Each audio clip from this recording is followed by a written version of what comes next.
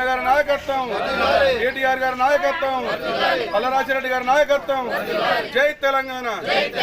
ఇక్కడికి సమావేశం కావడానికి కారణం ఏంటంటే గతంలో నరసింహరావు అన్న టీఆర్ఎస్ పార్టీ నుంచి ఎంపీసీగా నిలబడ్డాడు. పాపం ఆయన ఓడిపోవడం జరిగింది. ఈసారి తెలంగాణ గవర్నమెంట్ వాళ్ళను నిలబెట్టడం జరిగింది, టికెట్ ప్రతిపాదించడం జరిగింది. ఈసారి మనం అందరం ఉన్నామని ఆయన ప్రేమతో నిలవడం జరిగింది. పోయినసారి కూడా మన అనిలు మన వార్డు నెంబర్ నిలబడ్డాడు, ఓడిపోయిండు. ఈసారి కూడా ఆయనను మీరు భారీ మెజార్టీతో గెలిపించాలి. గతంలో 2 సార్లు నన్ను మీరు మన ముదిరాజులు అందరూ ఉన్నారని చెప్పేసి నేను కూడా ఈ వార్డుకు 2 సార్లు నిలవడం జరిగింది. నన్ను కూడా మీరు అందరు కలిసి ఓట్లేసి భారీ మెజార్టీతో గెలిపించడం జరిగింది. గతంలో ఎన్నోసార్లు వార్డు నెంబర్ గెలిచిళ్ళు. ఆ వార్డుకు నేనే సీసీ రోడ్డు పోసినాం, మనకు అన్నిటికీ అనుకూలంగా చేసినాము. ఇప్పుడు కూడా అనిలు కూడా అన్ని విధాలుగా ముందుండి నరసింహరావు అన్న ఒక ఎడ్యుకేటెడ్ చదువుకున్న పర్సను గతంలో ఓడిపోయిండు. ఈసారి దయచేసి అందరూ కలిసి మన ఓట్లన్నీ వాళ్ళకి వేసి మన భారీ మెజార్టీతో గెలిపేయాలని నా యొక్క కోరిక. మనకు అందుబాటులో ఎల్లవేళ ఇప్పటికీ మన అందుబాటులోనే ఉంటాడు. చదువుకున్న ప్రొఫెసర్, విద్యావంతుడు. మనకి ఏమి కావాలన్నా కూడా పీసర్లో నిన్ను చెప్పిండు. మన పీసర్ అత్యధిక మెజార్టీతో ఉన్న టీచర్ కాబట్టి మనకు పశువుల దవాఖానా అటు మల్కపూర్లో కానీ ఇటు వేలేరులో కానీ బ్యాంకులు ఉన్నాయి. బ్యాంకులు కూడా కానీ ఇప్పుడు యువతకు జిమ్ కూడా కానీ అన్ని అందుబాటులో చేస్తానని చెప్పేసి హామీ ఇచ్చిండు. ఇవి హామీ నెరవేర్చని రోజున 100% అన్నని రాజీనామా చేసిపోతానని బల్లగుద్ది మనకు చెప్పడం జరిగింది.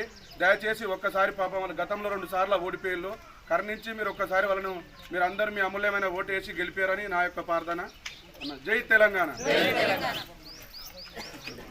నమస్కారం. నేను కొంతమంది తెలియకపోవచ్చు. నా పేరు నరసింహరావు, రాజశేఖర్ కొడుకును. నేను పోయినసారి గతంలో ఎంపీసీగా పోటీ చేసి ఓడిపోయాను. చదువుకున్న వాడిని ఒక్క అవకాశం కోసం వచ్చాను. అంటే మీరు అవకాశం ఇస్తే ఏదో దోచుక తినడానికి రాలేదు. అవకాశం ఇస్తే చదువుకున్న వాళ్ళను సర్పంచ్ చేస్తే భవిష్యత్తులో నేను కాకపోయినా ఇంకెవరైనా ఇంకే కులం నుంచి అయినా ఇంకెవరైనా భవిష్యత్తులో చదువుకున్న వాడిని గెలిపిస్తే ఎలా ఉంటుంది గ్రామ అభివృద్ధి అనేది చూపెడతాం. అందుకే ఒక్క అవకాశం కోసం మీ దగ్గరికి వచ్చిన. ఊళ్ళో ఇదివరకు సర్పంచులు అందరూ ఉన్నారు, టీఆర్ఎస్ పార్టీ సర్పంచ్లు అందరూ సహకారం చేశాను. కాబట్టి వాళ్ళతో పాటు వాళ్ళు చేసిన అభివృద్ధిని కొనసాగిస్తూ నేను ఇంకా కొంత అభివృద్ధి మీ దగ్గరికి వచ్చాను. మన కనకరాజు చెప్పినట్టు నేను మీకు ఒకటే హామీ ఇస్తున్నాను. నా నుంచి నేను పీసర గ్రామంలో అత్యధిక మెజార్టీ పబ్లిక్ ఉన్న గ్రామం కాబట్టి 3709 ఓట్లు ఉన్నాయి. అంటే జనాభా దాదాపుగా 5000 మంది ఉంటారు. చిన్నలు, పిల్లలు, పెద్దల దగ్గర 5000 మంది దాకా ఉంటారు పీసర్లో. పక్కన వేలేరులో, ఆ పక్కన మల్కాపూర్లో కూడా బ్యాంకు ఉన్నది. మన దగ్గర బ్యాంకు లేదు. మహిళా సంఘాలు బ్యాంకు పోవాలంటే వేలేరు పోవాల్సి వస్తుంది. అలాంటి బాధ లేకుండా తప్పకుండా నన్ను గెలిపిస్తే నా భార్య జనరల్ మహిళ వచ్చింది, నా భార్యను నిలబెట్టిన. నన్ను అవకాశం ఇచ్చి గెలిపిస్తే పీసర గ్రామంలో నేను గెలిచిన సంవత్సరంలోపు బ్యాంకు తీసుకొస్తానని మీకు తెలియజేసుకుంటున్నాను. అదేవిధంగా ఇక్కడ రైతులు బాగా ఉంటారు. పాల కేంద్రాలు 2 ఉన్నాయి.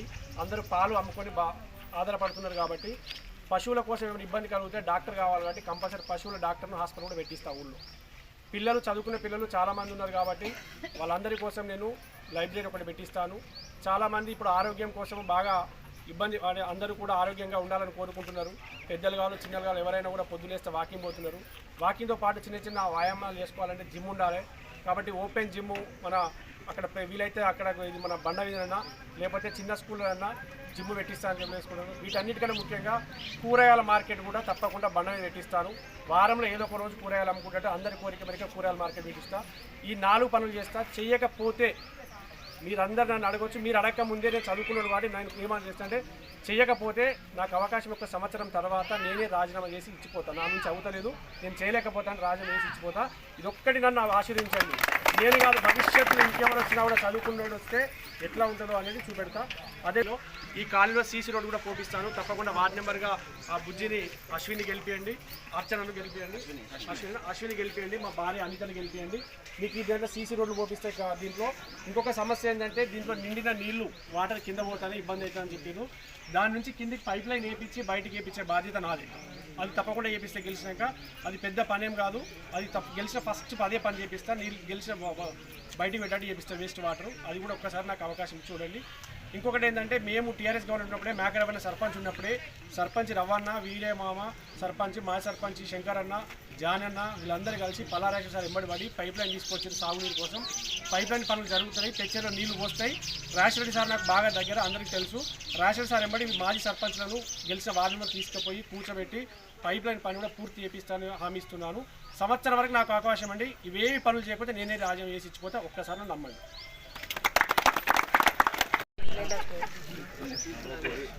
అవ్వలకు మీ అందరికీ నేను తెలియజేయింది ఏంటంటే, నేను పేదదాన్నే, నేను పుట్టింది కూడా పేదింటినే, నా తల్లిదండ్రులు కూడా మీలాంటి రైతులే. కాబట్టి రైతు కష్టాలు ఏందనేది చూసిందాన్ని నా కళ్ళతో.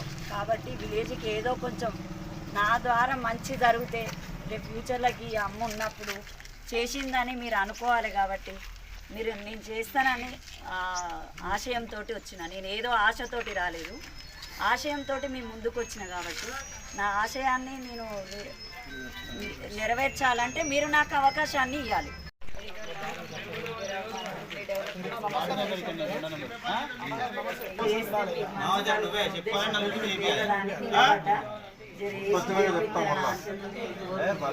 నేనే వార్డు మెంబర్ ఇక్కడ 2వ నెంబరు మన ఓట్లని మనకి నేను వచ్చి చెప్పాను నీకు చదువుకున్న వాళ్ళమే చిన్న వయసు ఒకసారి అవకాశం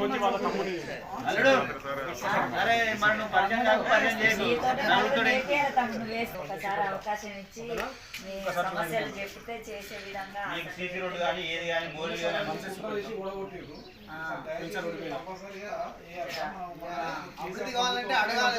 ఎవరు ఏం చెప్పినా అన్ని వినండి, కానీ మంచోడే